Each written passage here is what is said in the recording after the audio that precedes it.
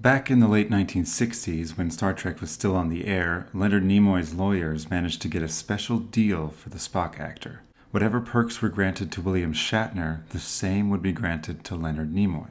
What Shatner got paid, Nimoy would get paid. If Shatner got any script control, so would Nimoy, and so on. This was designed to protect Nimoy.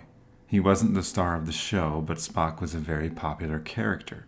So with this contract in place, he could be sure the producers didn't shortchange him. By 1982, Star Trek II had come out and it was a big hit. Spock's death scene at the end had everyone hugely impressed, and Paramount was willing to do a lot to get Nimoy back for more Trek. So they gave him the director's chair for Star Trek III, which did pretty good. Then they let him do 4 as well, and it did even better. Then Shatner's lawyers dug up that old contract, and guess what? It goes both ways. So because of the contract that was designed to protect Nimoy 20 years earlier, Shatner got to direct Star Trek V. How do you think that went?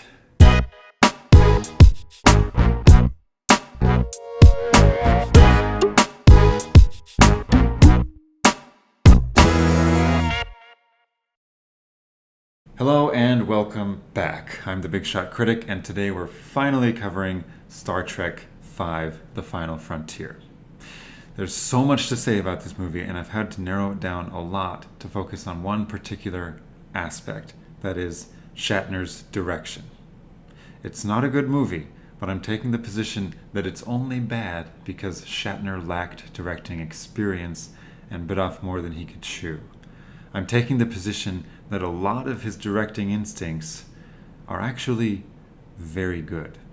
I want to make it clear once again that Star Trek V is not good. You're going to hear me praise a lot of pieces of it, but as a whole movie, it's bad. The Enterprise being in disrepair makes no sense and slows down the whole movie. The Klingon subplot is the most boring and tacked-on subplot in any Star Trek movie. Some of the character and set design is really bad and looks like it would be more at home in Paul Verhoeven's Total Recall. And the mishandling of the visual effects budget absolutely slaughtered the whole third act. Put all those things together and it just cripples the movie. But there are a lot of very good elements too. The story is the most ambitious of any Star Trek movie. The Sybok character is very memorable and interesting, and above all, the character work with Kirk, Spock, and Bones is head and shoulders above the rest of the Star Trek movies. Put all those things together, and the movie's still totally crippled because of those other things. But if you ask me, these good elements show directing instincts on par with any of the greats. The greats among Star Trek, like Nick Meyer, Leonard Nimoy, or Jonathan Frakes, or even the greats in general, like Akira Kurosawa, George Lucas, or Peter Jackson. Big claim, I know. Keep watching. And there is one characteristic of William Shatner in particular that I believe gave him the potential to be one of the greats, but also doomed him to fail. We'll get into that later, but first I will present my case for these good directing instincts. The story. First of all, let's get one thing out of the way.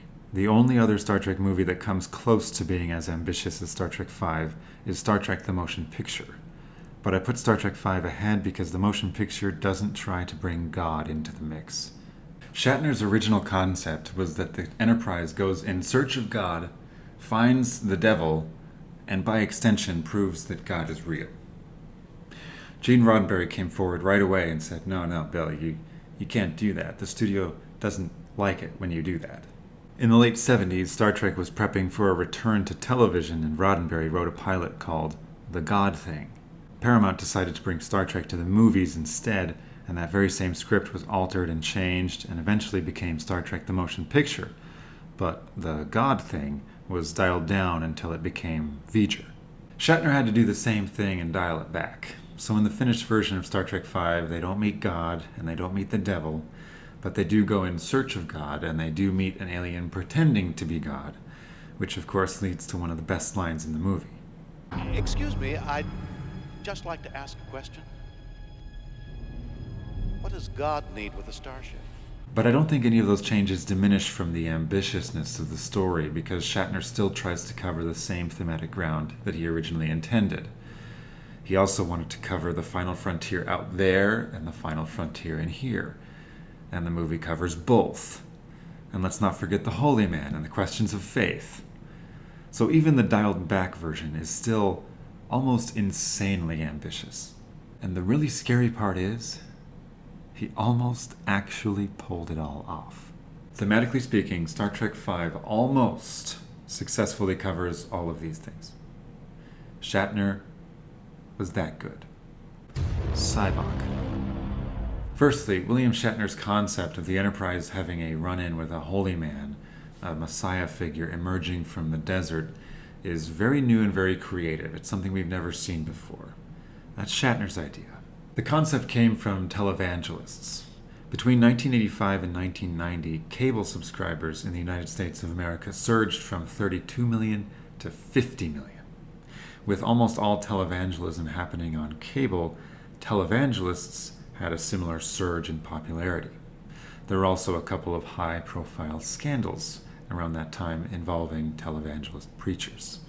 All this to say, televangelism was kind of a hot topic in the late 80s. In fact, I have another movie from the same year, 1989, License to Kill, and the Bond villain Sanchez, or Sanchez if you pronounce it like Felix Leiter, Sanchez, uses a televangelist as a front for his drug operation. Go to your phones. Please help us. Bless your hearts. From this wave of public interest in televangelism, Sybok was the most interesting character to emerge. Most of the other characters based on televangelists were phonies or frauds because of the real-life scandals, but Sybok is not. Sybok's vision from God was a fraud because of the alien creature pretending to be God, but Sybok himself believed in his quest 100%. In some ways, that made him more dangerous. In a lot of ways, that made him more interesting. Shatner's idea. Sybok's sincerity also makes his strange abilities more interesting. He has this power to persuade people to follow him, but like all cult leaders, he claims he's not controlling their minds, but freeing their minds. Yet, the end of the movie makes it clear that Sybok genuinely believed his quest was real. So the movie leaves a lot of room for the viewer to decide where Sybok's line is. How much was he being manipulated by the alien creature pretending to be God, and how much was he manipulating others? He can read as almost 100% hoodwinked, or almost 100% doing the hoodwinking. And that's awesome. That was Shatner's idea. The last thing I have to say about Sybok is the performance by Lawrence Luckinbill. Amazing. Just amazing. For the first half of the movie, it switches back and forth between scenes with Sybok and scenes with Kirk, Spock, and Bones, and he's almost as interesting to watch as Kirk, Spock, and Bones. That's saying something. There are also the Klingon scenes, which are just so boring in comparison, but I mentioned that already. The character work with Kirk, Spock, and Bones. If you like classic Trek because you like watching the interplay between Kirk, Spock, and Bones, then Star Trek V is the Star Trek movie for you. And you know who makes really good scenes with Kirk, Spock, and Bones? I'll give you a hint. His name rhymes with Billiam Batner. They go camping. Kirk, Spock, and Bones go camping together. I'm telling you, it's one of the most beloved scenes in all of Star Trek. Did Nick Meyer show Captain Kirk camping? Did Leonard Nimoy? No, Shatner did. And everybody loves it. It was Harve Bennett who said he watched all of the original series to prep for Star Trek II and decided that Star Trek is built on the foundation of these three characters, and so too should his movies be. He produced Star Trek II, III, and IV, which form a pseudo-trilogy, and then he was dragged back by Shatner to produce again for V. But ironically, it was Shatner's movie, Star Trek V, that showcases these characters far more than II, III, or IV ever did. The scene with Sybok in the Enterprise Lounge at the end of the second act is where all of these elements come together. It's the most ambitious scene, and it's one of the best scenes with Sybok and Kirk, Spock, and Bones all together. Sybok uses his strange abilities on the three main characters to persuade them to join his quest willingly. I'm not going to spoil it by talking about it too much, but they present it in a very cool and theatrical way. And the actors get some serious material to showcase their skills. That scene is definitely the beating heart of the movie, and it stands up. And of course I have to say it, Shatner did that. And I didn't mention this earlier, so it's just a side note, but Shatner was also the one who brought Jerry Goldsmith back to do the music. I think that's worth mentioning. Final thoughts. So I've heaped a lot of praise on Star Trek V and Shatner, like I said I would. But he's also responsible for all the flubs and missteps along the way. He couldn't get the Klingon subplot to make sense. He had the Enterprise in disrepair, which I can only assume was a leftover piece of a revised draft that made more sense. And ultimately, he was the one responsible for the visual effects budget that, frankly, went down the drain. Instead of keeping a close eye on where money was going and having in-depth discussions about what would be possible to achieve, a lot of money was given to special effects companies that couldn't handle the workload of a larger budget movie. Entire concepts were scrapped and replaced with cheaper stand-ins. It was a disaster. But Shatner's vision wasn't even nearly possible without at least trying to do the effects at a lower cost by turning to smaller and newer effects companies. And that brings me to my last point about Shatner, that particular point I promised to talk about, that I think gives him great potential but also doomed him to fail. Everything good about Star Trek V is because Shatner went big. Everything bad about Star Trek V is because Shatner went big. Shatner has to go big. He's a bona fide star with the appetite of a bona fide star.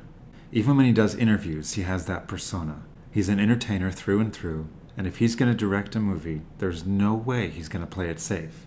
If there's a chance he can do something greater and give the audience something more, he'll take that chance every time. You give Robert Wise a Star Trek movie, and it's all going to be spectacle and production. You give Nick Meyer a Star Trek movie, and he's going to do what he can and pump out the Wrath of Khan. You give Leonard Nimoy a Star Trek movie, and he's going to start small with Star Trek 3, and then go a little more into his own with Star Trek 4. But give Shatner a Star Trek movie? No, that's all too small. It's got to have God and the devil and holy men. They've got to go to the center of the galaxy. They've got to go to the final frontier out there in space. They've got to go to the final frontier in here in the human heart at the same time. He's got to have it all. Can you imagine if he played it safe on Star Trek V? It would lose all of its charm. It would be a snooze fest. But it only failed because he took those chances.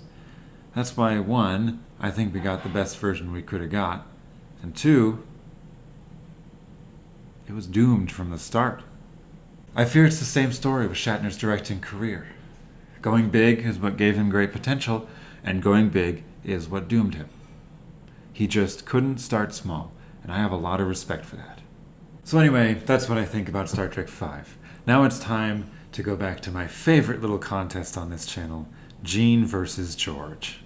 I give Star Trek V 5 out of 10 commandments. With the rating of Star Trek V, Gene drops from 8.3 to 7.6, while George remains at 8, taking the lead. Star Trek VI should help with that, Gene. Thank you so much for watching, everyone. I got married since the last time you saw me, and if you want to meet her, click somewhere in this area. If you want to see more Gene versus George, that's going to be up here. Be sure to like and subscribe, and wouldn't you know it, you can do that down here.